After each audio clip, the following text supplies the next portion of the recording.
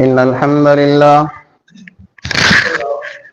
نحمده ونستعينه ونستغفره ونعوذ بالله من شرور أنفسنا ومن سيئات أعمالنا.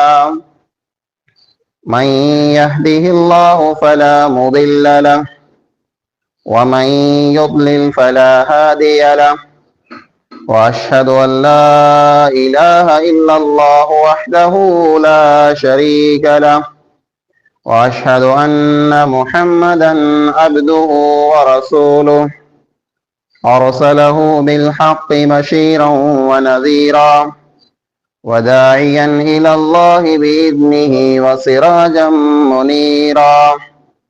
أما بعد، فإن خير الحديث كتاب الله، وخير الهدي هدي محمد صلى الله عليه وسلم، وشر الأمور محدثاتها، وكل محدثة بدعة، وكل بدعة ضلالة، وكل ضلالة في النار. أعوذ بالله السميع العليم من الشيطان الرجيم. بسم الله الرحمن الرحيم. قاف والقرآن المجيد بل عجبوا أن جاءهم منذر منهم فقال الكافرون هذا شيء عجيب أئذا متنا وكنا ترابا ذلك رجع بعيد قد علمنا ما تنقص الأرض منهم وعندنا كتاب حفيظ بل كذبوا بالحق لما جاءهم فهم في أمر مريج أفلم ينظروا إلى السماء فوقهم كيف بنيناها وزيناها وما لها من فروج والأرض مددناها وألقينا فيها رواسي وأنبتنا فيها من كل زوج بهيج تبصرة وذكرى لكل عبد منيب ونزلنا من السماء ماء مباركا فأنبتنا به جنات وحب الحصيد والنخل باسقات لها طلع نضيد رزقا للعباد وأحيينا به بلدة ميتا كذلك الخروج. وقال الله تعالى في كلامه المجيد: أعوذ بالله من الشيطان الرجيم. يا بني آدم قد أنزلنا عليكم لباسا يواري سوآتكم وريشا ولباس التقوى ذلك خير. हर किस्म जी हमदें सना वॾाई अने वाखाण इबादत ऐं बंदगी उन हिकिड़े अल्लाह वहदहू ला शरीक लहू जे लाइक़ अने सज़ावार आहे, जेको अल्लाह कुल कायनात जो ख़ालिक, ज़मीन अने आसमान जो मालिक आहे। अल्लाह जी मुख़्तसर हमद खां बाद बेशुमार लातादाद दुरूद ऐं सलाम नाज़िल थिए अमूमन तमाम अंबिया अलैहिमुस्सलातु वस्सलाम मथे, खुसूसन आखिरी नबी जनाब मोहम्मद मुस्तफ़ा अहमद मुश्तबा सल्लल्लाहु अलैहि वसल्लम मथे। अल्लाहुम्मा सल्लि व बारिक व सल्लिम अलैहि। हाज़िरीन जुमा, बुजुर्गों, नौजवान साथियों, अज इन जुमे जे अंदर खुतबे जो उनवान है पांजो लिबास कहिड़ो हुअणो खपे। अल्लाह रब्बुल आलमीन पा इंसान के दुनिया के अंदर हलाए तो पांजी जरूरत जेकी पण वस्तु हैं इन मिणी जो अल्लाह ताला बंदोबस्त करे छे। इंसान के जै जै वस्तु की जरूरत पए थी वो अल्लाह ताला इंसान के दुनिया में ॾेई ॾिने। अल्लाह ताला जूं जेको इंसान के नेमतूं मिलयूं तंहिंजो को हिसाब ना आहे, को छेड़ो ना आहे। उन्हीं नेमत में जा हिकड़ी नेमत उ लिबास, उ कपड़ो, उ लियो जेको पां पहिरियों था, ये अल्लाह ताला जी हिकड़ी वॾी नेमत है। लिबास अल्लाह ताला इंसान ला करे दुनिया में अंग ढकेला करे बनाए। दुनिया में ॿियूं पण कई मखलूकात आहिनि, पक्षी परिंदा आहिनि, कीड़ा मकोड़ा आहिनि, जानवर आहिनि, मड़ आहिनि, उहे अल्लाह जी मखलूक है। अने हिकिड़ी मखलूक इंसान पण है। पण इंसान जी हिकिड़ी पहचान है, सुञाण है, ख़ुसूसियत है जे इंसान के अल्लाह रब्बुल आलमीन अंग ढकेला करे लियो ॾिने, लिबास ॾिने। ॿई कंहिं मखलूक वटि ई लिबास न आहे। ॿई जेको पण मखलूक पैदा थिए थी वो जिन हालत में पैदा थी थी सॼी ज़िंदगी उन ही हालत में रहे थी। पर इंसान जर दुनिया में अचे तो, पैदा थिए तो, उन टाइम वटा जले अने कब्र में जैसे दाखिल थी वञे तैसे कपड़े के अंदर वे लिबास में वे। लिबास जेको है, जेको पां पहिरियों था, इन लिबास जा मकसद करो ऐं फ़ायदा करो ऐं अल्लाह रब्बुल आलमीन सूरह आराफ के अंदर इरशाद फरमाए, या बनी आदम क़द अंज़लना अलैकुम लिबासन युवारी सौआतिकुम वरीशा। ए बनी आदम, ए इंसानो, असां आ मथे लिबास नाज़िल कयो। ये लिबास जो बने तो इन जो कनेक्शन जो है ये पां ॼाण हलो तो मीह से मिले। जमीन में कपा पैदा थिए, कपा में जा कपड़ो पैदा थिए, ॿियूं पण जेकी वस्तु आहिनि जंहिंमें जा कपड़ो बने तो ये मड़ा टोटल वस्तु पानी से बदलू आई। आसमान में वर्षा जर नाज़िल थिए थी तर जे पांजे रोज़ी रिज़्क जो पानी जो बंदोबस्त थिए तो, ये पांजे लिबास जो कपड़े जो पण बंदोबस्त थिए। इतने ला करे अल्लाह ताला कुल फरमाए असां आ मथे नाज़िल कयो है, ए लिबास कुल्ला नाज़िल कयो। अल्लाह ताला इन आयत में ब मकसद बयान कए। क्या मकसद बयान कए? युवारी सौआतिकुम, हिकिड़ो मकसद ही है कि ई लिबास आंखे ढके तो, आंजी ढक है। पां पंहिंजे अंगे में कहिड़ा आहियूं, अंगे में केतिरा ऐब हूंदा, केतिरियों खूटियूं हूंदियूं, केतिरियों ख़राबियूं हूंदियूं पंहिंजे अंगे जे अंदर।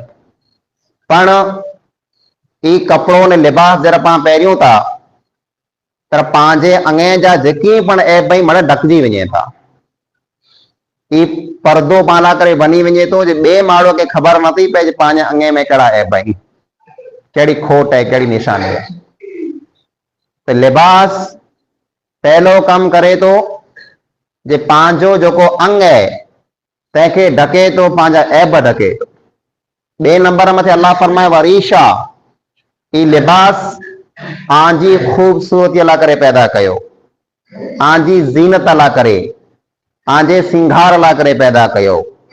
इंसान अंगे में गमे एतिरो खासो ने भलो वे, इंसान अंगे जो गमे एतिरो फुटरो वे, पण जे कॾहिं ई इंसान लिबास न पहिरे तो कोई इंसान इनके न्याण पसंद न करे। पां लिबास से खासा लगाऊं था, पां ले से खासा लगाऊं था, पांजी जीनत, पांजी खूबसूरती जो है इन ले से बदल है, इन लिबास से बदल है।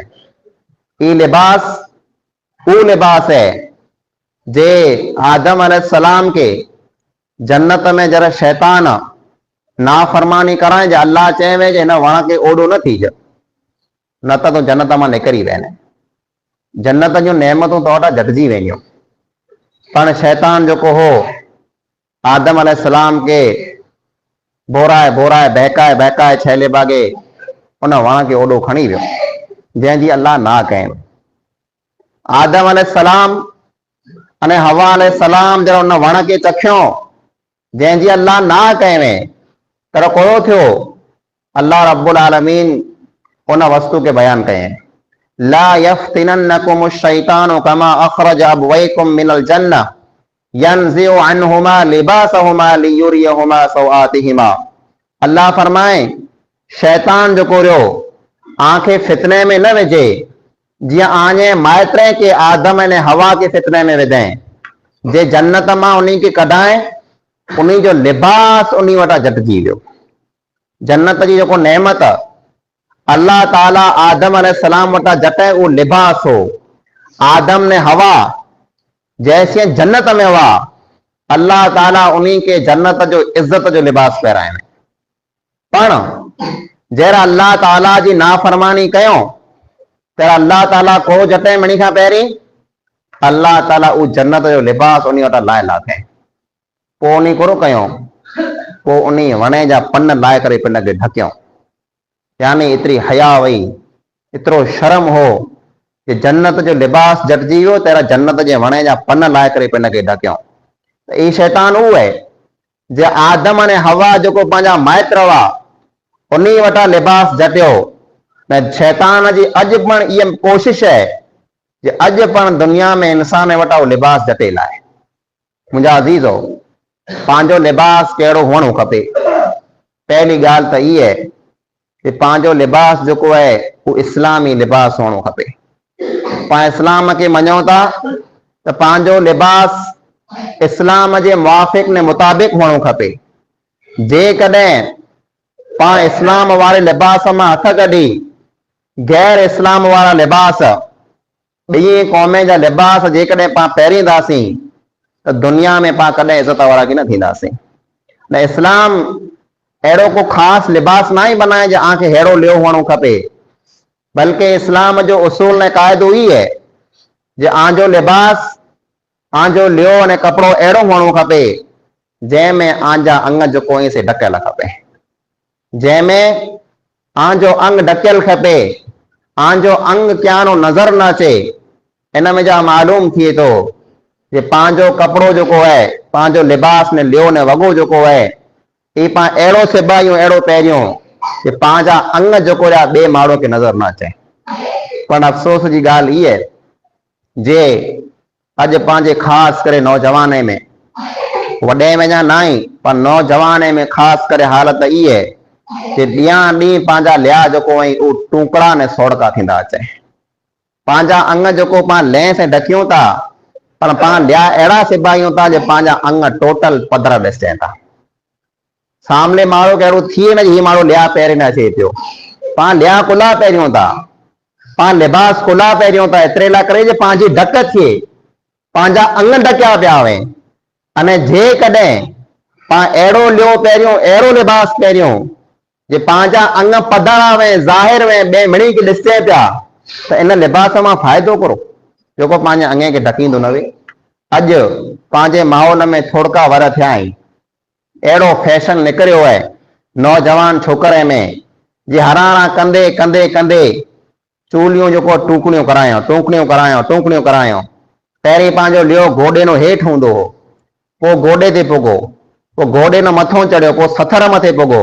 अने अमोक जी हालत अहिड़ी है नौजवान जी जे शर्मगाह जो है लज जो है उहो पाण हाणे पधरी ॾिसी पई उन मथे चोली ढक न ई चोली ना ये लियो ना ये जो है पंहिंजी बेसुदाई है इनके पां फैशन समझो था अने ऐं पिंड निहारियो पंहिंजा नौजवान जो 20-25 वरनि जा आहिनि लिया अहिड़ा टूका सिबाइनि था जे इहे चोली जेकॾहिं पां धोई ने सुकाए छॾियूं अने ॿिए कंहिं माण्हू खे पां सॾु कयूं ये चोली कंहिंजी जो सुके पई चवंदो 4-5 वरनि जी छोकिरे कंहिंजी कहे 8 वरनि जे छोकिरे जी हूंदी ये चोली एॾी टूकड़ी चोली 8 वरनि जे ॿारड़े खे थिए 25 वरनि जे माण्हू खे न थिए। पण पां गुरू कयूं था जोर मस छिके उडाए पहिरे अने पोइ जेकी वस्तुएं मड़े पधरियूं वही थियूं ये पां मड़े सम्झूं पिया ये पंहिंजी हालत है ये पंहिंजो फैशन है ये पंहिंजो फैशन ना ही ये पंहिंजी बेअकली है ये पंहिंजी बेसुदाई है जो पाण लिबास में डरी विया आहियूं न त उहो पंहिंजो लिबास उहो पंहिंजो लियो जो पां खे ढकींदो हो वो मिणी कदा बेहतर ने भलो। अल्लाह जा रसूल अकरम सल्लल्लाहु अलैहि वसल्लम जो लिबास पहिरींदा हुआ खुलो लिबास हूंदो हो जंहिंमें अंग टोटल ढकियल हूंदा हुआ।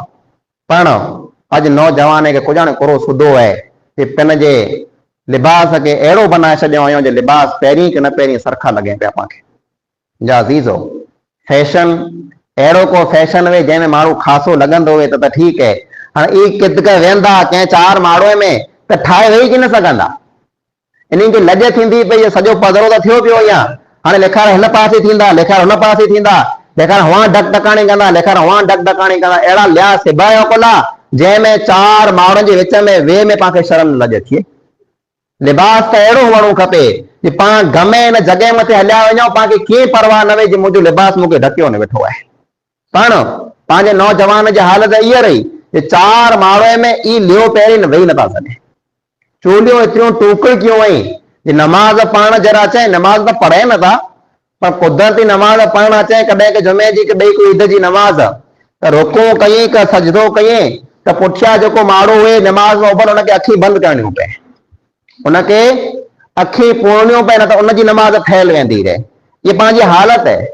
अहिड़ो लिबास पाण कुला बनायो आहे जेको पंहिंजो नमाज़ न थिए अने ॿियनि जो नमाज़ पाण जोड़ाए विझूं। मुंहिंजा अज़ीज़, अहिड़ो लिबास जंहिंमें इंसान जा अंग न ढकजनि, अहिड़ो लिबास जंहिंमें इंसान जी शर्मगाह पधरी थी रहे, ई मर्द वे ते भले न औरत वे ते भले। इन जे बारे में अल्लाह जे नबी अकरम सल्लल्लाहु अलैहि वसल्लम को फरमायो व निसाउन ला यदखुलनिल जन्नत, अहिड़ियूं औरतूं अचींदियूं आख़िरी ज़माने में। आख़िरी ज़माने में छहलो टाइम हूंदो, क़यामत ओॾी हूंदी, अहिड़ियूं औरतूं अचींदियूं जेको जन्नत में दाख़िल की न थींदियूं। वला यजिदन रीहहा, अने जन्नत जी खुशबू पण उन खे कीन सुकेला मिलंदी। व इन रीहहा लतूजदु मिन मसीरत कज़ा व कज़ा, अने जन्नत जी खुशबू जेको आहे माण्हू जो 40 वरनि जे पंध मथे हूंदो त उनखे उते खुशबू अचींदी, अहिड़ी खुशबू हूंदी। पण अल्लाह ताला उन औरत खे जन्नत जी खुशबू पण कीन सुकाईंदो। कयूं औरतूं अल्लाह जे नबी अकरम सल्लल्लाहु अलैहि वसल्लम फरमायो कासियातुन आरियातुन माइलातुन मुमिलात, चार निशानियूं उन औरत जूं हुनियूं। पहली निशान इहा हूंदी जे कासियातुन, लिया उन खे पहिरल हूंदा, लिबास उन खे पहिरल हूंदो। पण आरियातुन, लिबास पहिरल हूंदो तंहिं हूंदो पण उहे बेलिबास हूंदियूं। लिबास हूंदो तंहिं हूंदे पण लिबास नज़र कीन अचींदो। अहिड़ा सोड़ा लिया हूंदा, अहिड़ा टुकड़ा लिया हूंदा, अहिड़ा सिलड़ा लिया हूंदा जंहिंमां सॼो जेको जिस्म में नज़र अचींदो पियो। लिबास पहिरीं न्यू तंहिं हूंदे पण बेलिबास हूंदियूं। अहिड़ी औरतें खे अल्लाह रब्बुल आलमीन जन्नत में दाख़िल की न थियण ॾींदो अने जन्नत जी खुशबू पण इन औरत खे नसीब की न थींदी। पोइ माइलातुन मुमिलात, इहे औरतूं जेको पंहिंजे फैशन से, पंहिंजे लेन कपिड़े ने लिबास से ॿिए माण्हू खे पिंड खे साम्हूं माइल कंदियूं अने पिंड पण उन खे साम्हूं माइल थींदियूं। अॼु लिबास अहिड़ो आहे पंहिंजे औरतें जे अंदरि ख़ासि करे जो उन लिबास जे अंदरि रंगीनी वधारे आहे। सादो लिबास पाण मां निकिरी वियो, जंहिं लिबास में जेतिरो रंग वधारे वे, जंहिंमें जेतिरा फुल वधारे वे, जंहिंमें जेतिरा सतार वधारे वे, जेको लिबास जेतिरो चमकंदो वे ने ख़ासो वे, पंहिंजी औरत खे अॼु उहो लिबास वधारे पसंदि अचे थो। हालांकि औरत जो लिबास अहिड़ो सादो हुअणो खपे जे को पण माण्हू इन लिबास खे न्याण पसंदि न कंदो वे, पर पंहिंजूं औरतूं अहिड़ा लिबास पहिरियूं थियूं जेकॾहिं को गैर महरम मर्द किलोमीटर लम्हो वे त लिबास अहिड़ो चमके थो जो उहो माण्हू पण न्यारे मथे मजबूर थी वञे थो। उहे औरतूं हूंदियूं जेको माण्हुनि जूं नज़रूं पिंड खे साम्हूं फिरींदियूं। इन जी चाहत हूंदी, इन जो इरादो हूंदो, तमन्ना हूंदी जे माण्हू असांजे लिबास खे निहारे, असां माण्हू में मशहूर थियूं, ॻोठ में ॻाल्हि थी जी इन औरत वटि अहिड़ो लिबास आहे। अने लिबास जे कारण ई औरतूं पिंड गुनाह खे साम्हूं वेंदियूं अने माण्हू वटां पण गुनाह कराईंदियूं। अल्लाह जे नबी अकरम सल्लल्लाहु अलैहि वसल्लम फरमायो ई जन्नत में कीन वेंदियूं अने जन्नत जी खुशबू पण इन औरत खे नसीब कीन थींदी। लिबास में मुंहिंजे माइने भेण खे अने भाउ नौजवान खे ख़ासि करे अपील करणु चाहियां थो, पंहिंजो जेको झुनो लिबास है उन मां हथ न कढो। वो बेहतरीन लिबास है जेको पंहिंजो लिबास ओछे मां ओछो पंहिंजी चोली जेको आहे इहे गोॾे सुधी हुअणी खपे, गोॾे नो हेठि खपे, न त गोॾे सुधी हुअणी खपे अने पंहिंजी कांच जेको आहे तंहिंमें सर फूल हुअणु खपे। अॼु नौजवान कोन कयूं था हिकिड़ी चूली टूकणी ऐं तंहिं मथां वरी ई पण कयूं था जे कांच जेको आहे कांच न पेंट बनी वई आहे। वो कांच कांच न आहे, कांच में साव सर जेको आहे फोड़का ने ईअं न आहे। अमो कांचो त अहिड़ियूं आहे जेको पंहिंजे सथर मथे या पंहिंजे हिन टंग मथे फीटो फीट अचे थियूं, तव्हांखे छिके ने पहिरणियूं पए थियूं। अहिड़ी हालत पंहिंजे नौजवान जी, पंहिंजी हया केॾा वई, पंहिंजी शर्म केॾा वई। पाण नथा वीचारियूं जे आउं घरे वञा तो ही लिबास पहिरे, मुंहिंजी माउ पण अॻियां आहे, मुंहिंजी भेण पण अॻियां आहे, मुंहिंजी धीअ पण अॻियां आहे, उनजे साम्हूं अहिड़ो लिबास पहिरे वञा, मूंखे शर्म अचणी खपे। लिबास पंहिंजो अहिड़ो हुअणो खपे जंहिंमें पंहिंजे अंगे जी ढक वे। इन फैशन मां हथ कढो मुंहिंजा अज़ीज़ो। फैशन पंहिंजो एतिरो ख़राब थी वियो आहे जे दर्जी जेको अॼु अहिड़ा फिटा आहे जे ॿियो को माण्हू असां जहिड़ो वञे उनखे चए जे भिरा लिया सिबणाई अने वॾा लिया धिगा सिबणाई त नसाईअ था सिबाइनि, सिबेरो नसाईअ था। हेरा सां टाइम न कुला इन में मेहनत वधारे लॻंदी, कपिड़ो वधारे लॻंदो, पैसा उतराज मिलंदा। अने ही टोकरियूं चूलियूं दर्जी जेको आहे कलाक में 2-3 वॻा सिबी लाए थो ने हू जेको अॻिलो वॻो हुनखे सिबे में 2-3 कलाक लॻे, पैसा उतराज मिले अने डबल महिनत थी। एतिरी दर्जी जेको आहे अॼु अहिड़ा फिटा आहिनि जहिड़ा खुला अने धिगा लिया सिबण उहो पसंदि नथा कयूं। पर अञा पैसे सिबायो था, सिबायो। चओ मूंखे धिगो लियो खपे, चओ मूंखे खुलो लियो खपे, अहिड़ो लियो खपे जंहिंमें मुंहिंजी ढक थी वञे, जंहिंमें मुंहिंजो जिस्म ढकाइजी वञे। न त पंहिंजी हालत अहिड़ी थी रही आहे, ॿिया ॾींहं पाण फिटूं पिया। अॼु त चोली पंहिंजे अंगे मथे रही, सवारे पंहिंजा नौजवान चोली पहिरींदा पण कोन। पंहिंजा नौजवान चोली किन पहिरींदा, बुस्कुट पहिरे फिरंदा पिया, गंजी पहिरे फिरंदा पिया। जंहिं क़ौम मां शर्म ख़तम थी वञे। अल्लाह जे नबी अकरम सल्लल्लाहु अलैहि वसल्लम फरमायो इज़ा लम तस्तही फस्ना मा शिअता। आमे हया जर नवे, आमे शर्म जर नवे त तव्हांखे ठीक लॻे ईअं कयो, तव्हांखे ठीक लॻे ईअं कयो। जंहिं वस्तु में हया ने शर्म न आहे उहो वस्तु बेकार बनी वञे थी। पाण में जेकॾहिं हया ने शर्म न आहे त पाण बेकार बनी जाए। त मुंहिंजा अज़ीज़ नौजवान भाइरो इन जे लिबास जो ख्याल रखो। चोलियूं जेको टूकणियूं न करायो, ख़राब हो लॻे थियूं, आंखें गमे थियूं खांसियूं लॻे, पर ॾिठे वाणे मिड़ी खे ख़राब हो लॻे थियूं। ऐं ॿिए गमे ते खे पुछी लायो हू चवंदा जहां ख़राब लॻे थी। ऐं चोलियूं खे धिगियूं करायो, गोॾे सुधी करायो, कांच में सर विझायो जंहिंमें ढक थिए। पंहिंजो नौजवान फिटो आहे जे ॿाहिरां जो क़ौमूं जेको रहियूं उहो सरे वारा लिबास नथियूं पहिरीं, सरे वारी कांच नथियूं पहिरीं। पर मुंहिंजा अज़ीज़ो ॿाहिरां जी क़ौम जेको सर वारी कांच नथी पहिरीं, सौड़ी कांच पहिरे थी, उन जो ॿियो अंदर जो लिबास पण वेहे थो। पाण उहो लिबास न आहे, पोइ उनजी ढकाइणी वेहे थी। पाण ईअं कांच पहिरियूं था जंहिंमें पंहिंजी शर्मगाह पधरी थिए थी, न उन क़ौम जा डबल लिबास में था जंहिंमें उनजी शर्मगाह ढकियल वेहे थी। आऊं आंखे कोरो सम्झाई आई मड़े सम्झाओ पंहिंजी वस्तुअ खे। मुंहिंजा नौजवान ॿाहिरो न वस्तु जो ख्याल रखो। अने औरत खे ख़ासि करे इन वस्तु जो ख्याल रखियो खपे कि औरत जो लिबास त अहिड़ो आहे जे औरत मथे ॿिए कंहिं मर्द जी नज़र पण न पए। अॼु पंहिंजूं औरतूं पण रहियूं उन में पण लिबास अहिड़ो अची वियो आहे कि ॾियानी जेको आबो आहे, जंहिंखे पाण चोलो न आबो चऊं था, उहो पण ॾियानी टोपो थिए पियो। अॻे आबा जेको हूंदा हुआ, चोला जेको हूंदा हुआ, उहो औरतुनि जा पॻे सुधी गिरी सुधी हूंदा हुआ, पण हरा हरा कंदे कंदे कंदे हाणे मथे माण्हू खॼे पिया। मुंहिंजा अज़ीज़ शर्म जी ॻाल्हि आहे जे औरत पण पंहिंजे लिबास खे टुंगड़ो कराए विझे। नबी अकरम सल्लल्लाहु अलैहि वसल्लम औरतें खे लिबास जो हुक्म ॾिनो त चओ अञा पग जेको ढकियल खपे, अञा पग लिबास में ढकियल खपे। अम्मा खदीजा रज़ी अल्लाह ताला अन्हा नबी अकरम सल्लल्लाहु अलैहि वसल्लम जी घर वारी आहे।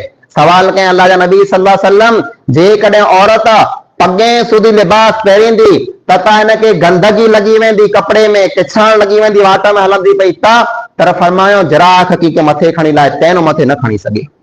जिराख मथे खणी लाए तैनो वधारे मथे न खणी सघे। तर फरमायो अल्लाह जा नबी त पण गंदगी लॻी वेंदी, कपिड़ो पट मथे ॾिसणबो पियो, तर किछाण थींदी, गंदगी थींदी, कपिड़ो नापाक थींदो। अल्लाह जे नबी अकरम सल्लल्लाहु अलैहि वसल्लम फरमायो कपिड़ो नापाक की न थींदो। जेकॾहिं कपिड़ो पट मथां घिसी आयो आहे जंहिंमें गंदगी आहे त अॻियां जेकॾहिं मिटी साफ़ ने खासी हूंदी, उहानो कपिड़ो जेकॾहिं ॾिसणजी थींदो, कपिड़ो पाक थी वेंदो। औरत अहिड़ो लिबास पहिरे जेको पट मथे घिसके पियो, पट मथे ॾिसणजे पियो, ई कपिड़ो जेको आहे नापाक नथो थिए। एतिरे लाइ करे जे औरत जी ढकाणी थी वञे, औरत जो पर्दो थी वञे मुकम्मल। पाण अॼु पंहिंजी हालत ई है जे इस्लाम पांखे हुक्म ॾिने औरत के जे लिबास जेको हुयो ई गिरीनो पण हेठि रखे, पग कंहिंखे नज़र न अचे, अने मर्द खे हुक्म कए जे तन जो लिबास जेको गिरीनो मथे रखे। मर्द खे कहिड़ो हुक्म है, जेकॾहिं लिबास पहिरियों था ई गिरीनो मथे हुअणो खपे, कमकाज मड़े ऊंधो थी वियो आहे। औरत जो लिबास जेको आहे गिरीनो मथे अची वियो आहे, अने मर्द जो लिबास जेको आहे गिरीनो हेठि हलियो वियो आहे। गिरीनो हेठि जेको पाण कांच छॾियूं था, मस्जिद में अचूं ત્યારે मथे खूंसरे लायूं, खूंचे लायूं, पोइ मस्जिद मां ॿाहिरि निकिरी बिरा वरी कांच हेठि करे छॾियूं, पॻे में पए पई, खुड़ीअ में पए पई, पट ते पए पई। इन ॻाल्हि जी पाण खे के परवाह न आहे जे कांच जेको गिरीअ खां हेठि छॾणु केतिरो वॾो गुनाह आहे। नबी अकरम सल्लल्लाहु अलैहि वसल्लम फरमायो मा अस्फल मिनल इज़ार मिनल काबैन फफिन्नार, जेको इंसान गिरीनो हेठि कपिड़ो छॾे थो ये इंसान दोज़ख में वेंदो, ये पग दोज़ख में ॿरंदा। जेको इंसान जा पग जंहिं मथे गिरीनो हेठि कपिड़ो पियल वे, इन पगनि खे अल्लाह रब्बुल आलमीन दोज़ख जी बाहि चखाईंदो। गिरीनो कपिड़ो हेठि छॾणु मामूली सम्झो था, पाण फैशन सम्झूं था जे हाँ गिरीनो मथे छॾियां त माण्हू खिलंदा, न पंहिंजो माहौल अहिड़ो बनी वियो आहे। जेकॾहिं को माण्हू गिरीनो मथे पांचा खणी लाहे त पाणी वारी तो को पांचा हेठि कर। जेकॾहिं को माण्हू गिरीनो मथे पांचा खणी लाहे नए मां करे तो पांचा हेठि कर, पांचा भले मथे अचो वेठो आहे, ख़ासी ॻाल्हि आहे। पंहिंजो फैशन, पंहिंजो माहौल ख़राब थी वियो जे उन माण्हू मथां पाण खिलूं था जंहिंजा पांचा गिरीअ खां मथे वे। ऐं मुंहिंजा अज़ीज़ भाइरो खे ख़बर न आहे जंहिंजा पांचा गिरीअ खां मथे हूंदा इंसान दोज़ख जी बाहि खां बची वेंदो। उमर बिन ख़त्ताब रज़ी अल्लाह तआला अन्हु ज़ख्मी थिया, पेट में ज़ख्म लॻो हो, वड़े काफ़र हंय में भालो, पेट फाटी वियो। ज़ख्मी थिया, माण्हू सोच पियो जे अमीर मोमिनीन उमर रज़ी अल्लाह तआला अन्हु हाणे बचंदा कि न वफ़ात करे वेंदा। मड़े माण्हू पुछण आया पे, हिकिड़ो नौजवान आयो, वो नौजवान अची करे उमर रज़ी अल्लाह तआला अन्हु जी वाखाण करे तो, ए उमर ए काका तो ख़ासा कम कए, इस्लाम जी ख़िदमत कए, मुसलमान जी ख़िदमत कए, इस्लाम खे टेको ॾिने, वॾियूं वॾियूं मड़े ॻाल्हियूं कए।